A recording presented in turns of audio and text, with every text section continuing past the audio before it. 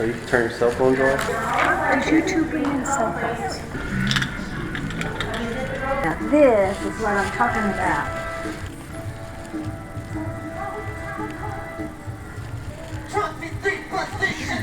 That jacket, isn't that something? The way it comes down. Yeah. Those buttons. Yeah.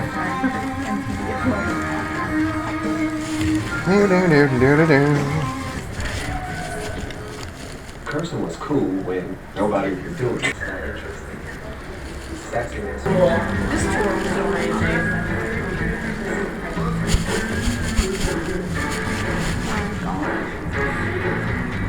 It's got paisleys on. Yeah.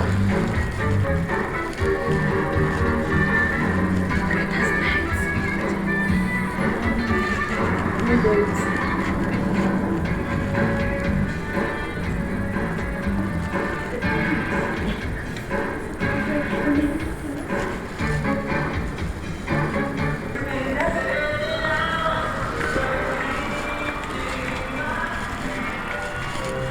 We're going to go in this room here. This was actually designed by a UK movie here by the name of Simon Gus Farmer, who made it for Prince on spec to give it to him as a gift at that 21 I did the O2 Arena in London. It was like the event. It was like just like the one in LA, but unprecedented, sold out. But he wanted to give it to Prince as a gift, but he didn't get a chance to meet up with Prince then, and didn't find out about it until 8 years later when some fans tweeted images of it to his personal Twitter account here. And once he found out about this guitar, he showed it off at one of his after dark parties here at Paisley Park. He liked the guitar so much that he asked Farmer to design him a bass, but unfortunately he passed away before he received that bass, but my understanding is Bruno Mars has the bass. It's very cool, very cool. And then this right here, this microphone stand, you might recognize this from the Third Eye, yes, it is from the Third Eye Girl era. I'm questioning myself. No, it was Third Eye Girl. This was used during the Third Eye Girl era. And also what's kind of cool about this microphone stand was that it was a permanent fixture here at Paisley Park, so it was kind of like the signal, like if that was on the stage, then you knew he was going to show up that night. Okay. Yep, kind of like, he's coming tonight. And then right here, this Vox guitar, used there in that same era, the Third Eye Girl era, kind of a rock and roll era. It's a Vox guitar, has a custom decal on the front, Prince chose, and he would coordinate his outfits with that guitar. You may have seen him play this guitar on Jimmy Fallon or Arsenio Hall, you know. Very cool. So I'll let you get a little closer if you want, and then we're ready to move on. I'll be by that purple robe. Purple robe. Purple robe. I can see it. Purple robe, purple robe.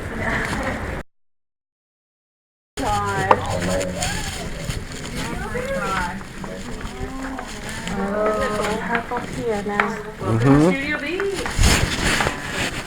So I'm going to give you a little info about this room, and then I'm going to have Tony talk behind the soundproof glass. But I'll give you a little info about the room first.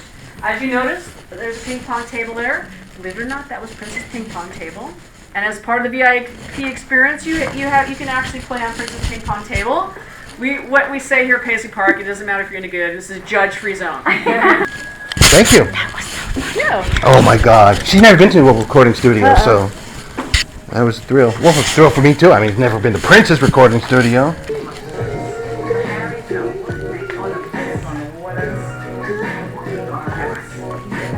So this piano was the last piano that Prince received in spring of 2016. Studio A! Wow! Studio A! Yeah, A was the center of this recording universe. So many things recorded in A. Albums such as Love, Sex, and Diamonds and Pearls, Batman, portions of the Black Album, portions of Emancipation, The Gold Experience, which gave us that one single, The Most Beautiful Girl in the World that you sang, and so many others are recorded in Studio A. But it wasn't just Prince that recorded in here. This is where we had a lot of big names, such as James Brown, Aretha Franklin, Stevie Wonder, Madonna, Chaka Khan, Celine Dion, and even the band R.E.M. spent time in Studio A. Are you kidding? Yeah, tons of people came through here. But it was mainly Prince that spent the majority of time in Studio A. And then you see that room over there, that's the granite room. It has granite walls and flooring. So it gives more of a natural reverb in that room. Valley was the first ones to record Nothing Compares to You before she knew it. Wow. Yeah, it's actually, this is, so I think we know what this room's dedicated to, right? Yeah. Creative artistry of that major motion picture behind me. But, you know what's really amazing about Purple Rain is it was a low-budget movie. First-time director, first-time actors, and Prince did not want to do publicity. Despite all that, the movie was incredibly successful. Gave us 2 #1 hits, When Doves Cry, Let's Go Crazy, and was on the Billboard chart for 24 weeks straight as #1. But what's kind of nice about this room is Prince envisioned this room as an homage to Purple Rain. We just customized the space for him. I don't know if you could tell what it was at one point. The mirrors over here kind of give it away. Dance studio. You know it. Yeah. As well as before that, this was Prince's basketball court. So we have one of the 3 Purple Rain bikes, as well as the Academy Award he won for Best Song Score. The wardrobe piece he wears in the center there while singing Purple Rain in the movie. And you probably recognize that club guitar from the movie. And the purple book is his personal script from the film. And the keyboard, he not only played it, he liked to dance on top of it.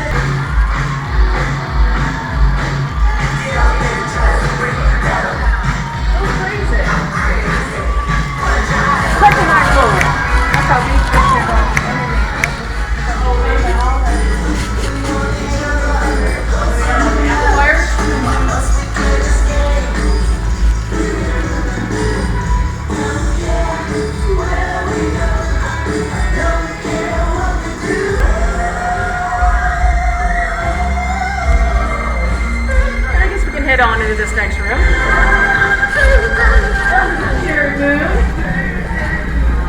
Prince's second major motion picture, his directorial debut. In this classic 1986 film, Prince plays a gigolo. His character name is Christopher Tracy, and he's conning wealthy French women out of their money. But complications arose when he met and fell in love with one of his potential victims, played by Kristen Scott Thomas. Now, this was actually her first feature film. What? Yeah, believe it or not, he found her. He discovered her. And she would later go on to be nominated for Academy Award for her role in The English Patient, tons of other movies. Now, the film was shot entirely on location in France and Nice and on the French Riviera. And the soundtrack, amazing soundtrack. The Parade album gave us #1 hit Kiss. My name has no sound, it's unpronounceable. Look, fella, this kind of monkey business might have kept you out of the drive, but you ain't gonna fool me, no. How would your name appear on my list here? Like this. And as he holds a news conference to kick off his Jam of the Year World Tour, the suddenly accessible, newly visible artist is again a free agent, and an envied one at that. Every artist that comes up to me now, first of all, congratulates me, and they're very happy for me. And a lot of them, they'll go unnamed. They would like to be in the same situation. There's not too many windows at Paisley Park, so I really like this room a lot because of that. It's really cool when it's snowing too, like you. Neat room, huh? So this room is the piano room, and the reason why we call it the piano room because we have a super rare Schimmel Pegasus grand piano, thought to be only 1 in 14 in the world that exists. Custom cymbal on top, and the piano lid works by hydraulics. So just a push of a button, that lid would open and close. I think it was kind of a kid in the candy store in the video, right? Now, originally he had this piano placed in the atrium where we started our tour, and prior to being the piano room, this was kind of a space where he would had his vintage pinball machines, kind of lounge space where he'd chill out, relax, maybe watch the seasons change. It makes a lot of sense because behind me is the sound stage, which is this incredibly massive working room. Soundstage is 12,500 square feet, almost 4 stories tall. Yeah. And this was the center of his film and commercial universe. So many things are filmed there, including Graffiti Bridge, like I mentioned, 80% of Sign of the Times, portions of Grumpy Old Men, Muppet Babies, tons of live music events, not only Prince related, but other artists. He did a lot of videos in here as well. In fact, it was the first stop of his last tour, piano and microphone tour. He did a leg here before he went to Atlanta. We actually have a stage set up in there just dedicated just to piano and microphone, as well as other stages set up with artifacts from his career over time, and one stage dedicated just to emancipation. And we have 3 of his cars, a 2006 Bentley Continental, and a 1999 Plymouth Prowler, that'd be purple, and a 1996 Z3 BMW. So I guess we'll head on into the sound stage. We like to call this the Wow Room. I think you might feel the same way. Thank you. Here, welcome.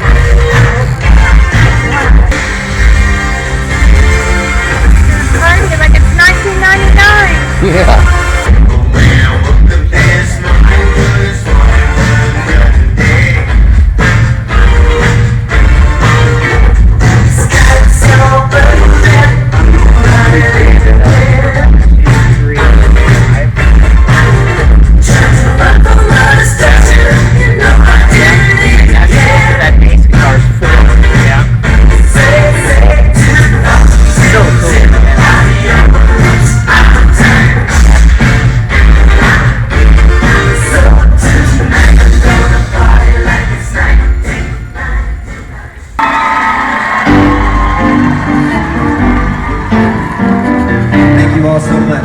Disney Park, we love you. Stand up and give yourselves applause. All night. Somebody say, free, free yourself.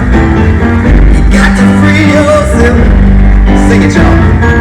Free, free yourself. Got to free yourself. Somebody sing that. Free. Hey, got to free yourself. Free, sing it. Free, free yourself. Got to free yourself. With the hand clap with it if you're funky. Free, free yourself. Oh yeah. Somebody say now. Free, free yourself.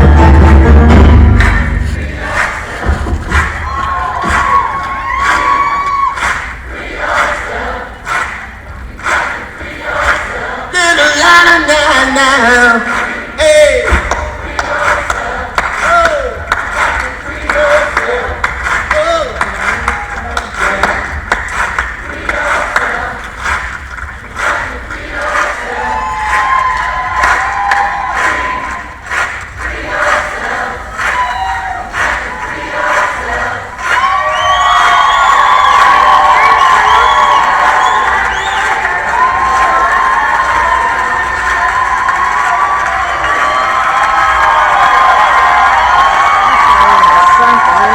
Yeah.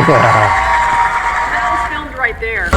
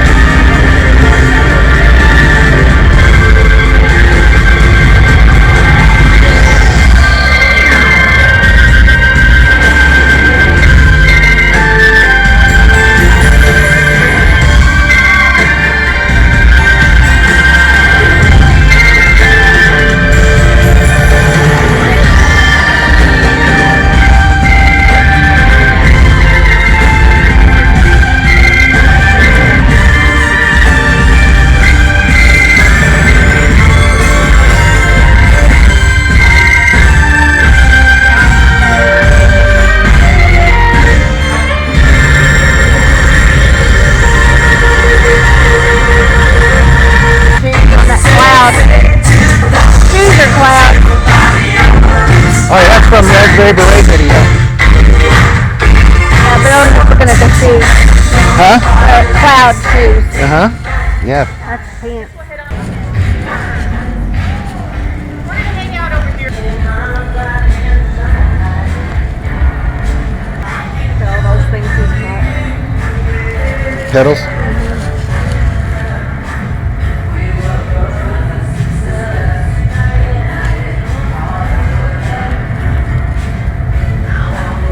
Pretty crazy. You know, there's a lot of spaces dedicated to Prince's creativity. They wanted one space that was dedicated to fans. Because when he passed away April 21st, 2016, fans came from all over the world to pay tribute and leave these memorials on the Paisley Park fence. But you know what? We kept them all, and they become part of our archives, which allows us to kind of switch them out from time to time, which means next time you come, you might see something different. But unfortunately, our tour has come to conclusion, but I want to mention a couple things before I let you go.